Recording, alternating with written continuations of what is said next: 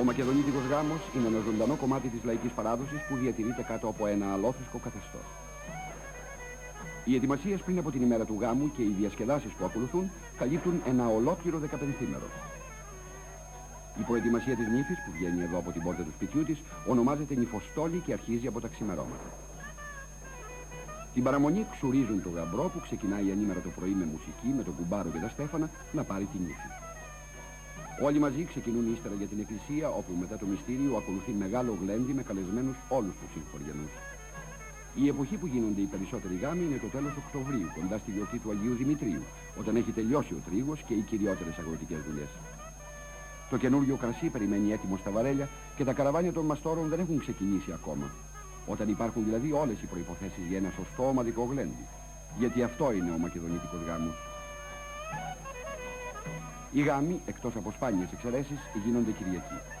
Τη Δευτέρα οι ελληνόφωνοι πληθυσμοί την αποφεύγουν γιατί πιστεύουν ότι ο γάμος δευτερώνει. Η Τρίτη γενικά θεωρείται γρουσούζικη μέρα.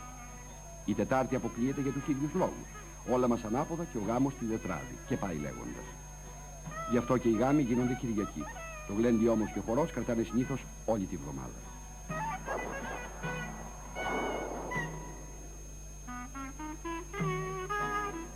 Ο γάμος που βλέπουμε εδώ κινηματογραφείται από τους αδελφούς Μανάκη, το Μίλτο και το Γιάννη. Γεννήθηκαν και οι δυο στο χωριό Αβδέλα της Πίνδου. Ο Γιάννης το 1868 και ο Μίλτος, ο τρίτος που σέρνει το χορό, 10 χρόνια αργότερα το 1878.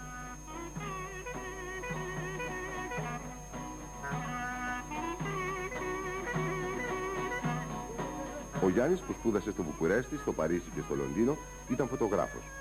Μετά τα δύο αδέλφια άνοιξαν μαζί ένα φωτογραφείο στα Γιάννηνα.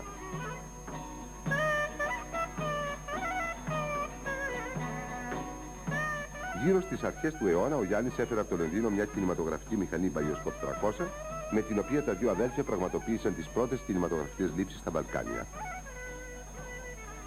Άρχισαν από το χωριό τους, την Αβδέλα της Πίνδου, όπου κινηματογράφησαν την οικογένειά τους σε διάφορες αγροτικές εργασίες και μαζί το σχολείο του χωριού σε ώρα μαθήματος. Έπειτα παθανάτησαν το μεγάλο ετήσιο παζάρι στα Γρεβενά και τώρα τους βλέπουμε να κινηματογραφούν ένα μακεδονίτικο γάμο.